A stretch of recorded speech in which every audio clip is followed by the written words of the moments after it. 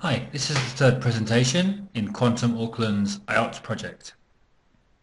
My name is Toby. I'm one of the language tutors at Quantum here in Auckland. And today I'm going to be talking to you about how to write an effective Part 2 writing answer. We're going to start off today by analysing questions, looking at how we should be answering them. Secondly, we're going to be looking at what we should be including in our answers, looking at the public descriptors published by Ielts and University of Cambridge. And finally, we're going to be looking at and analysing an example essay that received a Band 6 score, published on an online website. Okay, so let's start off by analysing the questions. Often the questions begin with a statement, a fact. For example here, the first car appeared on British roads in 1888. By the year 2020, there may be as many as 35 million vehicles on British roads. It is very common for them to begin with a fact. And here what I've got here are four example essay types, four essay genre. The first one we've got is an argument, which is often preceded with a proposal, which we should agree or disagree with. For example here, alternative forms of transport should be encouraged and international laws introduced to control car ownership and use. To what extent do you agree? Obviously with this answer you can agree, or you can disagree, or you can sit in the middle. It's up to you. Or we have a problem solution essay. What problems can this cause and how can they be solved? Problems of car ownership. Cause effect. Why are there so many cars on the road nowadays and what problems does this cause? We've got advantages, disadvantages. What are the advantages and disadvantages of car ownership? Now, if we assume we're writing a 4-paragraph essay, which would include an introduction, 2 body paragraphs, and a conclusion, which is enough to get you a Band 5 or 6, or even 7, we're looking at organising our essay in different ways. The argument essay, for example, includes an introduction, which would state whether you agreed or disagreed, or were sitting in the middle, and the whole of your essay would support your view. So your argument, your view would be evident throughout the essay. It is not a balanced essay. A problem solution essay may have an introduction, well, would have to have an introduction, and then possibly 1 paragraph on the problems that this causes, 1 paragraph on the solutions. That would be followed by a conclusion, as would the argument essay. Cause effect would have an introduction, a paragraph about the reasons why there are so many cars on the road nowadays. The third paragraph would be about the problems it causes, and the fourth paragraph a conclusion. Advantages, disadvantages would contain an introduction, 1 paragraph on advantages, 1 on disadvantages, and a conclusion. In the body paragraphs, you would give reasons for your answer and include any relevant examples from your knowledge or experience. It is fine to include examples from your country. It's support, it's evidence, it shows you understand the question and you can follow it through into the essay. It is fine to do so, but do not fill your essay with examples. They should just support your ideas. But what is an introduction? So the purpose of the introduction is to grab your reader's interest. I recommend starting with a strong statement, a fact, something that you know about. Maybe you could start with a fact here about the problem of having so many cars in, for example, India. How many cars there are roughly, and then following through, supporting that sentence, and then your final sentence in your introduction would be whether you agree or disagree. Okay, I recommend all our essays begin with a strong statement to begin. The conclusion will summarize your arguments. It's probably 2 paragraphs long. Summarize your arguments and give a final thought. We call the so what statement. Just show that you understand the relevance of the question and why it's important in the world that we're living in today. Okay, so what we've got here are the public descriptors to writing task 2. This is available online. If you just go to Google and type in Ielts writing band descriptors, you'll find this. So what we're going to look at is what you have to do to get either a 6 or a 5. We'll focus on a 6. Let's aim high. So we've got 4 categories. This is the task achievement, which is basically how well you answer the question, the information. We've got coherence and cohesion, which is how well your essay is organized, vocabulary, and grammar. So let's start with task achievement. So we're looking at here, we're looking at an essay that is well supported, answer is well supported and relevant. Notice the first point, addresses all parts of the task. So therefore it is important that you answer both 2 or 3 parts of the question. That's why it's so important to read the question carefully. Try and be balanced. If it's advantages, disadvantages, 50% advantages, 50% disadvantages. Make sure you have an even spread of information. Make sure that if it's an argument essay, your view is clear throughout. You present your opinion clearly throughout the essay. The conclusions might not be wonderful for a 6, okay? But obviously we're aiming for a bit other than that. We want clear conclusions that are not repetitive. Obviously it's important to develop your main ideas. I recommend that if you're writing a 4-paragraph essay, in your body paragraphs, maybe you have 2 main points in your body paragraphs, each main point supported by 2 supporting sentences. So you're looking at a total of maybe 6 sentences in a paragraph. For example, 2 sentences would give you adequate support, I feel.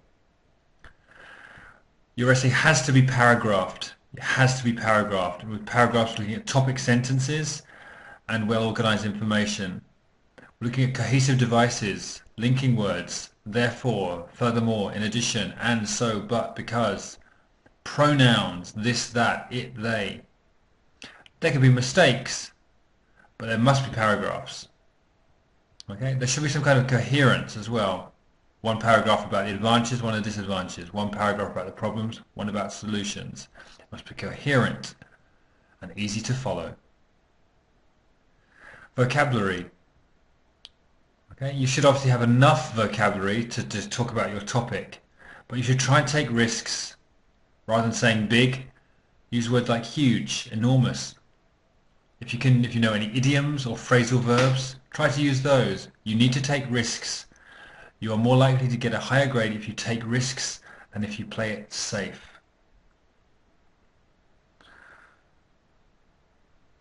Obviously, you may make some errors in your spelling or your word formation, but in order to get a band 6, these should not impede communication. We should be able to understand your essay in spite of the mistakes that you made. So you need to enhance your vocabulary. Grammar. We're not looking to get a band 6, we're not looking at perfect grammar. Okay, but what is important is that you use a mix of simple and complex sentences. A simple sentence is a subject, a verb, and an object. For example, cars produce pollution is a simple sentence. A more complex version could be cars produce pollution, however this problem can be solved. Okay. Okay, you've got more than 1 idea in a sentence, you've got 2 ideas. Okay, using if clauses, linking words can create complex sentences. Obviously, same with the vocabulary. You can make mistakes with grammar and punctuation, but they should not affect the communicative effect of your writing. Okay, but again, try to reduce them. Yeah, try to reduce the number of mistakes that you make. Here we have a band 6 example answer to the question whether we agree or not that alternative solutions should be found to solve the problem of the number of cars on the road. If you look here, what we've got here is a student who has written lots of ideas, and if we look from the beginning here, pretty much down all the way down to here, this is basically an introduction they've written. It's way too long, but the ideas in it are very relevant to the question, and this student has demonstrated a wide range of grammar and vocabulary. If we read the introduction here, the transport has been one of the most important problems for the last 2 centuries. The problem began with the development and the growing of the cities. So here they've grabbed our attention. It's one of the most important problems that we've had. Here, they go on to explain the kind of problems that it causes: pollution, noise, car accidents, insufficient car parks, and petroleum problems. Okay, I presume they mean a shortage of petrol. And so we elaborate what the problems are, and here they've mentioned how another solution is necessary. We must have another solution. It's important to organise its use and to meet alternative ways. Okay, we've got some good vocabulary: alternative, another solution, meanwhile. Okay, insufficient, increased. We've got a good range of vocabulary. There are some mistakes. There are mistakes, but what's key here is they were using linking words. They tell us the organisation of ideas. On the other hand, okay, we've also got meanwhile. Here it's not used so accurately. Got linking time words before the 8th century. And so this is showing how it's organised, which is quite good. The situation. We have examples here of the present perfect. Has been one. We've got present perfect, past simple. What else do we have here? We have negative forms. We've got modal verbs, need. We've got present simple, people use. And we've got structures such as there are some alternatives. Okay, so we are seeing a range in structures here. What I like about this is how the student has shown clearly how they understand that the number of cars has increased and the problems that this has caused. But they also have shown that they understand why they're important and needed by everybody. In supporting their answer, they've used China and Cuba as examples that use bicycles for substituting the cars or coaches. Okay, so again, we're using examples from the student's own knowledge.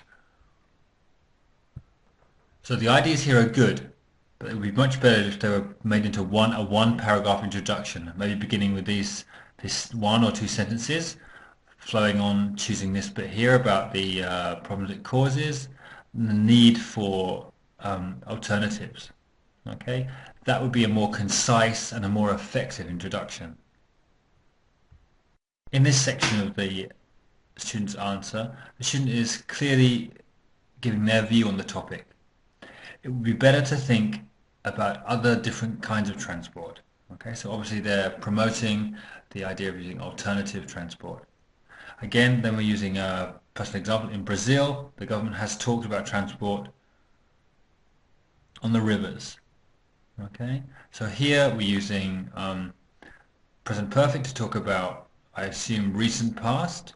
Okay, and also it's very relevant to their answer. In this country, okay, organizing this country, which country? Oh, it's Brazil, because it's this country. There are many rivers where it is possible to go to different places. So here we've got a relative clause. Okay, in general, they are flat rivers. Okay, slightly strange use of the word of flat, but nice term in general. Another kind of transport, a good way of linking an idea, is the car. Okay, that uses solar energy. Okay, so we're using again relevant idea, it's alternative, relative clause. Probably they don't have pollution problem and it is cheaper than other cars. So there are grammatical problems here than other cars, which is an influence here of Portuguese, I believe. But we've got a comparative. Okay, we've got a negative. Okay, don't produce pollution would be better, but you know. In conclusion, clear linking word introduced in our final argument. In conclusion, transport is a social problem in big cities, but its pollution depends on new technologies, other kinds of energy, and political aspects. Okay, so we do have some vocabulary problems here, but the ideas are relevant to the answer, and the student has shown a sufficient range of vocabulary to justify getting a 6. So well done to them. Punctuation is also good. Okay, there are after linking words introducing a conclusion, there's always a comma. Okay, lots of adverbial phrases are ended by a comma. So I think this is clear that in order to get a 6, we can see that the essay has to be well organized, showing the assessor clearly that you know how to organize an essay using linking words, pronouns, okay, punctuation, vocabulary that's relevant to the topic, supporting evidence that's relevant to your life or to the life of the assessor,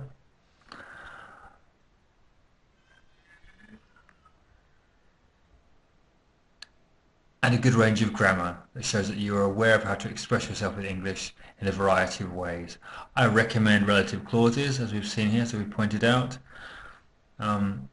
where it is possible. That's a good way of getting a few little marks here and there. And they're very relevant, very useful technique for adding information and supporting views.